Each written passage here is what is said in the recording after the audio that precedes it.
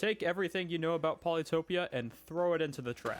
Because Midjiwan just announced a new beta update to Polytopia, and if it goes live, it's going to fundamentally change the game in some crazy ways. In this video, we're going to be going over the changelog for the beta update, and then we'll be jumping into an actual game to try out some of these changes for ourselves. Let's get started. Alright, here we go. Symante rework and balance pass beta. Yes, we heard you. We're going to rework Symante. Okay, that's good. I mean, I kind of feel like a Symante rework was coming, given that we just had an Aquarion rework, and well, Symante was also not very fun to play against. In this new beta, we're going to test out some pretty interesting changes, and we'd like your feedback. We've made some general balance changes, some reworking of Symante, and some adjustments to Polaris. And we'll go in that order. Wow, okay, so pretty big update here, it seems like. General changes? Yes, we're making some adjustments to the base tribes and game systems, hoping to make some of the weaker tribes a little more competitive. Okay, good. We're going to list this tribe by tribe so you can see how your favorite tribe has been changed. It looks like they've touched quite a few tribes here, holy moly. IMO now starts with philosophy and a mindbender instead of meditation. Ooh, okay. Chinchi now starts with 7 stars instead of 5. Oh, so they're actually changing starting stars. Hodrick now starts with 7 stars instead of 5. Omaji starts with 6 stars instead of 5. Quetzali starts with 7 instead of 5. Yadak starts with 7 instead of 5. And Luxador now starts with 7 stars instead of 5. And Luxador always begins with 3 fruit in their capital. And a little small Illyrion nerf here, Polytars now cost 3 stars instead of 2. Okay, actually kind of crazy stuff here. IMO sounds like they're going to be much better now, although they're going to lose that on the monument from meditation, but is 7 stars instead of 5 going to be enough to make Chinchi and Hodrick viable? I don't know. Same with Quetzali, Yadak. I think it's definitely a step in the right direction though. Good stuff. General changes. You can now research backwards from a tier 3 technology. Oh, wait. So Venger can get mining and IMO can get meditation without any climbing first. Oh, that's actually insane. Wait, Venger could go stupid. Forges now grow 2 levels, 1 pop per level per mine instead of giving 2 pop per mine and 1 level. This is so that they synergize better with markets. Forges are now buildable on forests and mountains as well? Holy smokes. Temples give 100 score per level of growth instead of 50. The cost to use burn forest reduced from 5 to 3. Okay. The cost of new embassies increases based on the number of embassies you have. You want more friends? Spend more. Okay, actually good. They needed to nerf embassies somehow. The maximum level for markets is now 6 down from 8. Okay, so a market nerf as well. So they nerfed embassies, nerfed markets, and they buffed forges, it looks like. Okay, wait, Venger could actually be insane now. Hang on. Okay, the Symante rework. What are those units? Is that a Navalon? What? The moment you've all been waiting for. A rework of Symante. After all these years, we're finally doing something to hopefully make them a little more fun to both play and play against. Okay, awesome stuff. Love to hear them acknowledging the elephant in the room. We've given them some new units, reworked old units, and adjusted their personality a little bit. A lot of the changes were to adjust them around the Path of the Ocean content, but there's plenty of general balance changes as well. Okay, it looks like they have 2 new units. Boomchi. We sliced the Raichi in half. That's violent. Turning the Raichi into a more general naval unit, while giving its most explosive properties to the new Boomchi. Want to spread algae more effectively on the water? The Boomchi is the solution. A 5-star unit that is designed to be more expendable than the Raichi. Go blow up your enemies without breaking the bank. So true. You can find the Boomchi in Saili and the Raichi now in Ramming, alright? Living Island. The Symante aren't exactly the best at crossing oceans. True. So they came up with an idea.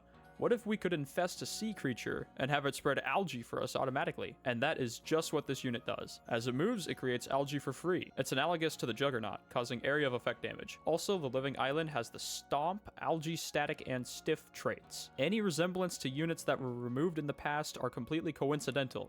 Don't become attached, people. But come on, the whale's so awesome. Okay, some general changes here. I wonder if they touched fungi. Algae is now a tile feature, not an improvement, so buildings like Mycelium can be built on them. They spawn with a free fruit on them, and no longer slow down naval units. Fungi now start at level 0 and will decrease in level whenever they're stepped on by an enemy unit. Oh, okay, that might be too much. Because I assume everybody is still playing Rider Roads into Symante, and if I could just chuck a Rider and, you know, throw it on a tile of fungi to just, like, you know, kill their eco, and I can just keep doing that over and over again, that could be kind of nuts, I don't know. Symante explorers can now move in the water just like other tribes, okay. Units with explode can attack and then explode, giving them more punch. Alright, so that's a buff to Dumux, I guess. Hexapod attack has been reduced from 3 to 2.5. Oh, they actually nerfed hexapods. All right, interesting stuff. The Clathrus is now a land building more analogous to the market, growing from adjacent fungi instead of algae. It now poisons units that step on it, but no longer makes trade connections, since Mycelium do that job even on algae. Poison now slows down units. Oh, that's kind of interesting. When they say slow down, I wonder if that, like, you know, makes their movement 1,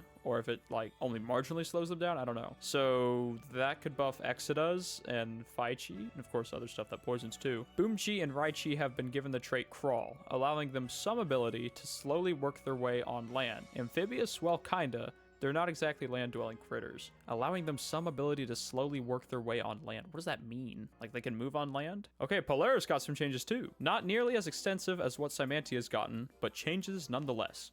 We'll keep this as a simple bullet list, as the changes aren't exactly square shattering. All right, Glide now gives +1 movement, not double movement. I feel like that's kind of square shattering, but whatever. Skate has been adjusted so battle sleds now have 3 movement, not 4. Oh, okay, they nerfed sleds. I mean, they kind of needed to be nerfed, let's be real. Ice Fortress now have escape and static traits. Okay, a little buff to Ice Fortresses. Although they gave it static, so maybe not quite a buff, I don't know. Ice Archers now have 1 attack.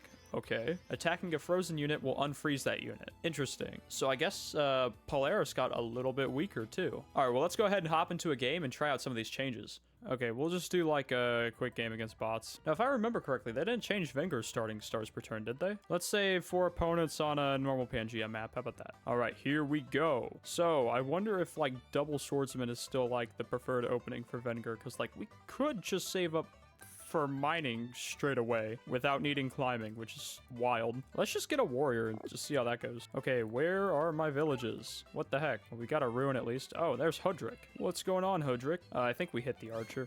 All right, well, now we can get mining and get an upgrade and take a workshop, I guess. Interesting move by Hudrick. Ruin gives us a star ruin. Okay. Interesting. Well, I think we just go ahead and upgrade our capital, yeah? Now, we could honestly just go straight for trade. I mean, we have a level 4 forge right here, so the market's going to give us 4 more stars per turn. Yeah, honestly, trade looks good here, I think. Another village here. Let's get riding and roads. And then I think I'm gonna delay capture of this city so we can get trade next turn. We should be able to get this village, I think. And let's grab trade. Capture. Oh, hey, Imo. We found their Mindbender. Yadak's here too. And also, Hudrick did not let us get that village. Very mean. Well, what do we do about the Mindbender? I really don't know. Well, first and foremost, let's maybe build our market here. Yeah, look at that. And then maybe we connect this city to our capital with roads. We could border growth and then just get the mine here. Wow, that goes kind of stupid. And then, I don't know, we'll train a rider. Okay, thankfully they did the one thing that lets us unsiege this, so we're just gonna go ahead and kill the Mindbender. There we go. Hudrick's gonna get that village up there, but I really don't care. Let's just maybe grab fishing to upgrade our capital. Yeah, sure. We'll grab our fish and get a giant. And we'll just throw the Park of Fortune here. 4 stars left. I guess we'll get a warrior and end our turn. So we have like another level, what is it, level 6 forge? Yeah, we have another level 6 forge spot here, which will max out the market we build for this city. That's nuts. We just got to get border growth there. So let's put the mine down, and then we can build forges on forests now. So we can just do that. I think we'll put the forge there and maybe pick up org and then go ahead and harvest that fruit for border growth. And then we'll just beat up on Hudrick a little bit, I guess. I should not have put my rider there. That was kind of dumb. I can't road my giant forward now, but whatever. We'll manage, I guess. Maybe I pick up climbing this turn just because there's some free kills here. Actually, I want to get that market up, don't I? Yeah, let's go ahead and market here and then just throw down some mines. Gosh, that's insane. We're making 24 stars per turn on turn 10 as Venger. That is so weird. Also, I don't even need climbing for these kills. What am I talking about? We'll have you kill, and then I guess the rider kills this guy. Giant goes forward. Good stuff. Get one more rider and end our turn. Hey, Quetzali, what's going on?